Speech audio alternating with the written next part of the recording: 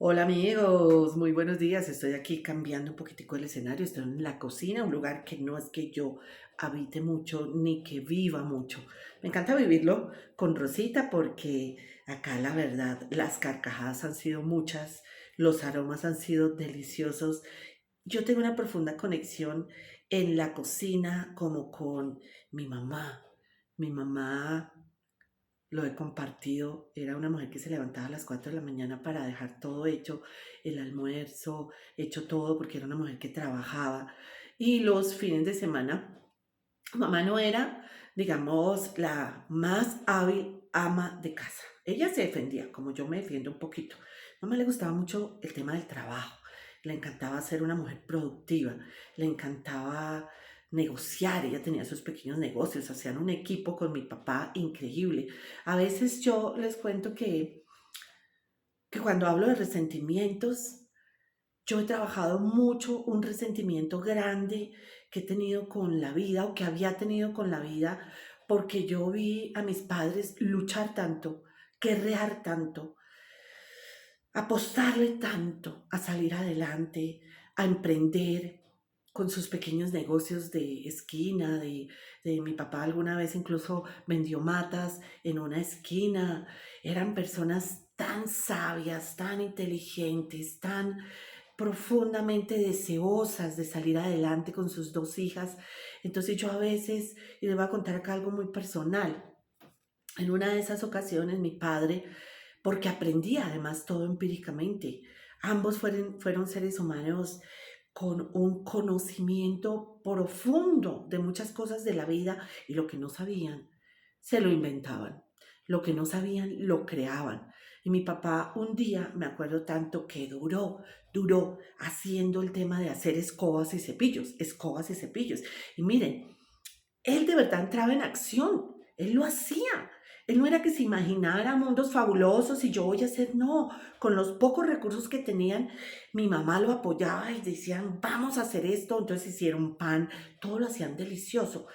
¿Qué pasaba con sus emprendimientos? Pero primero hablemos del resentimiento que yo sentía.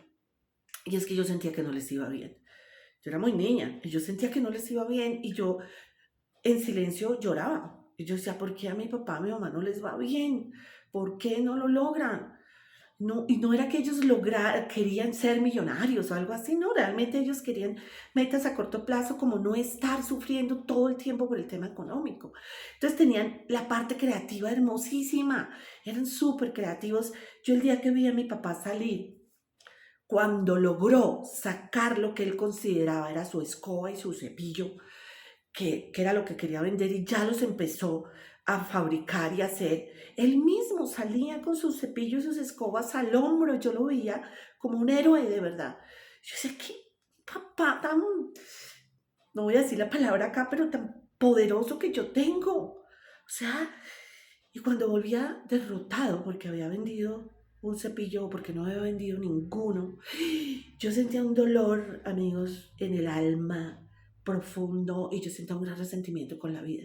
Y yo decía, ¿cómo es que otras personas que no tienen ni la mitad de la creatividad de mi papá, ni la fuerza, ni las ganas de salir adelante de mi mamá, cómo es que les va bien y ellos en todos sus pequeños negocios fracasan, no logran? Entonces yo los veía, yo veía la vida, eso, yo decía, la vida tiene muchas deudas con mi papá y mi mamá. Con el tiempo, cuando empecé a crecer, me fui dando cuenta que hicieron lo que podían hacer y que en ese hacer nunca se sintieron fracasados. Nunca mi papá podía llegar bravo o mi mamá podía decir, ay Carlos, eso no funcionó, ay, ¿qué hacemos? Otra idea que surgía desde su creatividad. O sea, ellos nunca se vieron como personas fracasadas, nunca. Y se fueron de este mundo como personas creativas, como seres humanos que se sintieron contentos y felices de haber vivido y de haber transitado y aprendido en la vida lo que aprendieron y lo que sufrieron y lo que guerrearon y todo los hizo crecer como seres humanos. Entonces yo logré como sanar eso e ir más allá y decir, ¿por qué en mi propia economía de pronto yo copié modelos que podía haber mejorado, modelos de ellos, ¿sí? Entonces yo no tenía mucha constancia. Yo digo que una de las cosas tal vez que les faltó fue no haberse apresurado a cambiar de negocio tan rápido, ¿sí? Sino haber esperado, haberse sostenido un poquito. Claro, la urgencia económica era muy grande, entonces lo poquito que tenían y que invertían ahí, pues obviamente se iba. Al no tener resultados, pues ellos se desesperaban y buscaban otro camino. Y en ese camino que yo veía como fracasos, miren, realmente nunca nos faltó nada a mi hermana y a mí. Sí, éramos una familia humilde en el sentido económico, pero nunca nos faltó nada, nada. Incluso yo lo que les pedía a ellos, pues que era yo un poquito consentida y caprichosa, pues siempre buscaba la forma de dármelo, de brindármelo. Yo creo que mi hermana era mucho más consciente que yo, que era la mayor, pero yo chiquita, eso era candelosa. Entonces ellos siempre buscaban esa manera de que estuviéramos en un buen colegio, que tuviéramos un sitio digno para vivir. Entonces sus negocios no fueron un fracaso, solo que fueron tantos que yo creo que se desgastaron en el camino y que yo siento que a mí me pasó lo mismo, un poco, ¿cierto? Como que he planteado muchas cosas diferentes a nivel de mi carrera, donde no me ha ido bien, de mi carrera artística, porque ya hace unos años me di cuenta que pensar que solamente el tema actoral, que ha sido y fue una bendición, y he hecho una carrera bendecida económicamente también, pero en los momentos agrios o en los momentos donde no he sabido manejar mis finanzas o en los momentos donde, por ejemplo, llegó la pandemia, pues la cosa se me puso color de hormiga. Entonces empecé a decir, ¿cómo realmente logro diversificar? Pero entonces no me sostuve en ninguno de los pequeños negocios que también puse. No tenía conocimiento, no sabía mucho de ello y a diferencia de mis padres, no me dedicaba a investigar, sino que me lanzaba, así. Entonces, claro, por eso leer este libro de Borja Vilaseca, ¿qué harías si no tuvieras miedo? Que son claves para reinventarse profesionalmente y prosperar en este tiempo de inflación, en este tiempo de grandes cambios, en este tiempo donde también se abren otras puertas como acá, como las redes. Y quiero agradecerles a ustedes muchísimo, muchísimo, de verdad, porque estoy creciendo muy rápidamente y es por ustedes, porque solo no se puede y sola no quiero además. Quiero esta compañía, entonces ver que los suscriptores crecen, que las visualizaciones crecen, para mí es importante, es una motivación grandísima. Y eso es algo que dice él, ¿no? El arte, por ejemplo, mi emprendimiento, todo está alrededor del arte artístico y como el diplomado que yo hice en coach logoterapéutico también lo enfoqué al lado artístico. Entonces me siento muy bien, con mucho bienestar y me siento con gusto haciendo esto. Y dice Julia Cameron, El Camino del Artista, que pasa algo con nuestros hemisferios.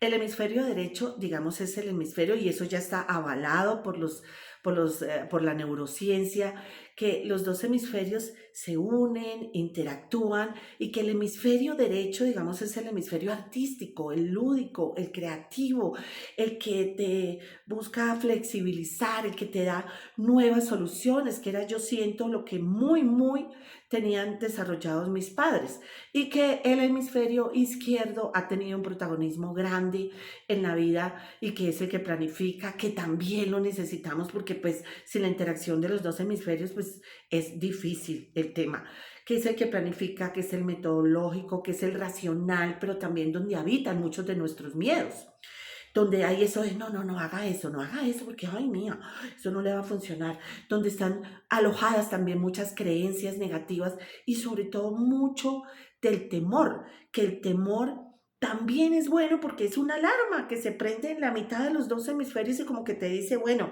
hazlo, pero míralo bien, míralo con prudencia, no te lances, como he hecho yo solamente desde mi hemisferio derecho.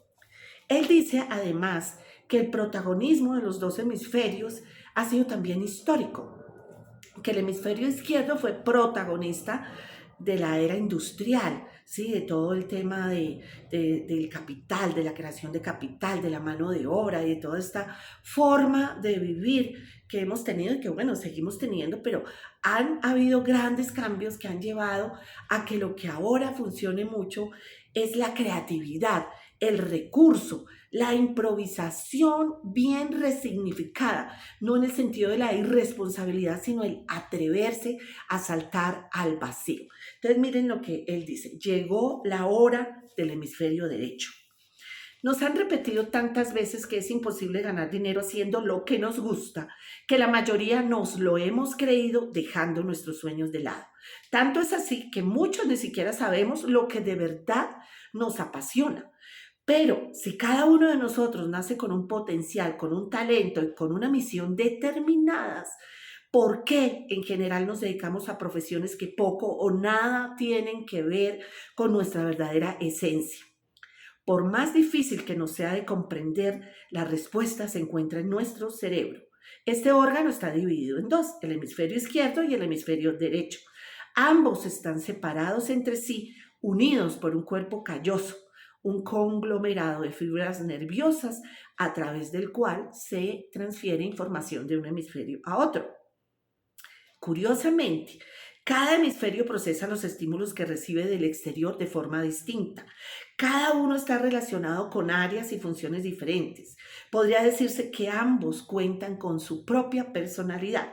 El hemisferio izquierdo es el responsable del lenguaje verbal, la habilidad lingüística, la capacidad de análisis, la resolución de problemas matemáticos, así como de la memoria y el pensamiento lógico y racional. Es el más intelectual, formal y convencional de los dos. Se le da muy bien absorber y almacenar información teórica y numérica, como nombres, definiciones o fechas. Por otra parte, tiende a controlar e inhibir sus emociones y sentimientos. Le gusta medir el tiempo de forma secuencial y lineal, relacionando el pasado con el futuro. Es el encargado de la organización, el orden, la estructura y la planificación. Es muy obediente y disciplinado y se rige por medio de reglas, protocolos, leyes y procedimientos. Busca certezas y solamente se fija en la dimensión física, cuantitativa, tangible y material de las cosas. Le encanta etiquetar con palabras todo lo que percibe. Es el que juzga. Le cuesta mucho percibir los infinitos matices grises que se encuentran entre los extremos del blanco y el negro. El hemisferio izquierdo es especialista en descomponer y fragmentar la realidad en piezas, analizando una a una para extraer conclusiones objetivas y deducciones empíricas. Solo considera válida aquella información que pueda demostrarse a través de hechos irrefutables, resultados medibles y datos estadísticos. El hemisferio derecho, por otra parte, está más vinculado con la experiencia sensorial de todo aquello que no puede expresarse con palabras y que no por ello es menos real. Nos brinda la habilidad de interpretar señales, signos y metáforas, así como la capacidad de soñar y de comprender el significado oculto de las cosas. Este hemisferio nos conecta con la dimensión emocional y espiritual de nuestra condición humana. Nos permite sentir la parte intangible e inmaterial de las cosas. Me gusta esto, el más artístico, original y rebelde de los dos. Le gusta salirse de la norma e ir más allá de lo socialmente establecido. No tiene sentido del tiempo y está totalmente centrado y arraigado en el momento presente.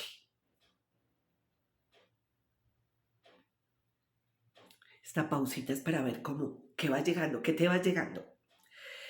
Es experto en relacionarse con los demás, destaca por su empatía, su compasión y su destreza para detectar los aspectos no verbales de la comunicación. Se le da muy bien la percepción espacial, el movimiento y la orientación. Tiene una visión integradora de la realidad, concibiéndola como una unidad donde todo está integrado e interconectado. Entre otros dones, el hemisferio derecho nos permite desarrollar la intuición, la imaginación, la innovación y el pensamiento creativo.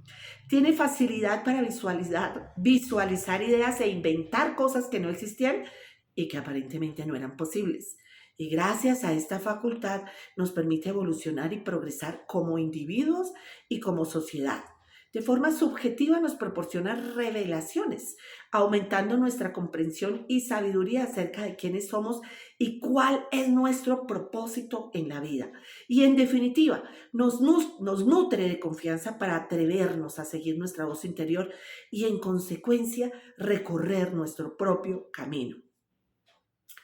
Los neurólogos han descubierto que ambos hemisferios actúan a la vez. Los dos presentan cierta actividad neuronal en mayor o menor medida, independientemente del tipo de tareas que llevemos a cabo.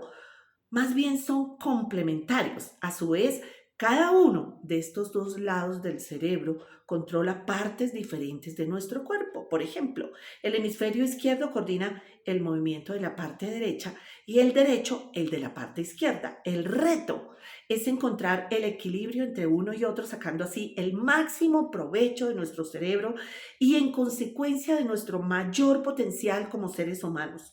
Al día de hoy, la mayoría de nosotros estamos tiranizados por el hemisferio izquierdo, el cual lleva siglos dominando nuestra manera de relajar. Turu, turu. Entonces, cuando usted se equivoque mucho, usted turu, turu, y ya.